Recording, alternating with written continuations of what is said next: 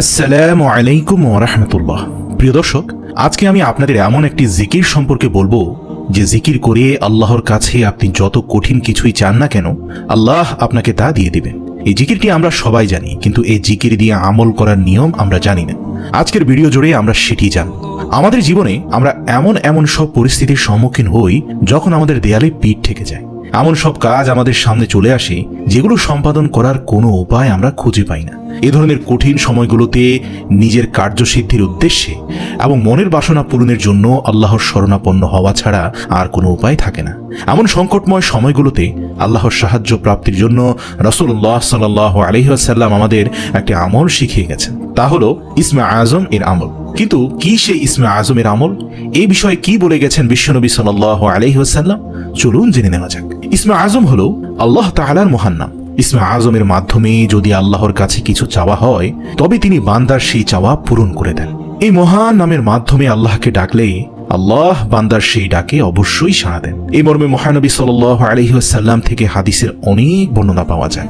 বহু Islamic scholar এই সম্পর্কে বলেছেন, ইসমে আজম হলো আল্লাহ তাআলার মূল নাম, অর্থাৎ আল্লাহ। আমরা জানি যে আল্লাহ তাআলার অনেক গুণবাচক নাম রয়েছে। সেই সকল নামের মাঝে মূল যে নামটা সেটা হচ্ছে আল্লাহ। এই নামটিকে বেশিরভাগ ইসলামিক স্কলার ইসমে আজম হিসাবে আখ্যায়িত করেছেন। কোনো বান্দা যখন তার অন্তরের অন্তঃস্থল থেকে ইসমে আজম অর্থাৎ আল্লাহ বলে জিকির করে এবং আল্লাহ রব্বুল আলামিনের কাছে মনের একান্ত বাসনা পূরণে কিছু চায়, তখন আল্লাহ তাআলা তার বান্দার সেই চাওয়া কবুল করে নেন। ইসমে আজম সম্পর্কে রাসূল সাল্লাল্লাহু আলাইহি ওয়াসাল্লাম তার জীবদ্দশায় আমাদের অনেক কিছু শিখিয়ে গেছেন। হাদিসের বর্ণনায় পাওয়া যায়, হযরত আব্দুল্লাহ ইবনে বুরাইদা রাদিয়াল্লাহু তার বাবা থেকে বর্ণনা করেন, রাসূল সাল্লাল্লাহু আলাইহি সাল্লাম এক ব্যক্তিকে এই দোয়াটি বলতে শুনেন। দোয়াটি হচ্ছে, আল্লাহুম্মা ইন্নী আসআলুকা বিআন্নী আশহাদু আন্নাকা আনতাল্লাহ লা ইলাহা ইল্লা আনতাল আহাদুস সামাদুল্লাযী লাম ইয়ালিদ ওয়া লাম ইউলাদ ওয়া লাম ইয়াকুল লাহু কুফুয়ান আহাদ। অর্থ, হে আল্লাহ, আমি তোমার কাছে প্রার্থনা করছি আর সাক্ষ্য দিচ্ছি যে তুমি একমাত্র আল্লাহ, তুমি ছাড়া অন্য কোনো মাবুদ নেই।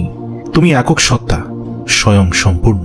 তুমি কাউকে জন্ম দাওনি এবং কেউ তোমার থেকে জন্মগ্রহণ করেনি, আর তোমার সমকক্ষ কেউ নেই। রাসূলুল্লাহ সাল্লাল্লাহু আলাইহি ওয়াসাল্লাম ওই ব্যক্তির মুখে এই বাক্যগুলো শুনে বললেন, সেই মহান সত্তার শপথ যার হাতে আমার জীবন, নিঃসন্দেহে এই লোক আল্লাহ তাআলার মহান নাম ইসমে আজম এর উসিলায় তার কাছে প্রার্থনা করেছে, যে নামের উসিলায় দোয়া করা হলে তিনি কবুল করেন এবং যে নামের উসিলায় প্রার্থনা করা হলে তিনি দান করেন। সুবহানাল্লাহ। এই হাদিসের আলোকেই বিশ্বখ্যাত সব হাদিস বিশারদরা বলেছেন, এটি হলো সেই দোয়া যেটিকে ইসমে আজম বলা হয়।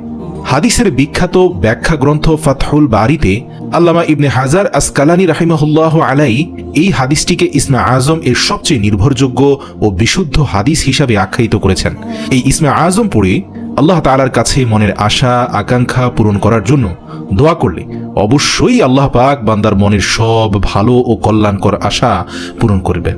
আর তাই আমাদের প্রত্যেকেরই উচিত নিজেদের একান্ত কল্যাণকর ইচ্ছাগুলো পূরণে দৃঢ় ঈমানের সাথে ইসমে আজম এর আমল করা। আল্লাহ তাআলা মুসলিম উম্মাহকে নিজেদের জীবনের সব আশা আকাঙ্ক্ষা পূরণে ইসমে আজম এর আমল যথাযথভাবে করার তৌফিক দান করুক। আমিন।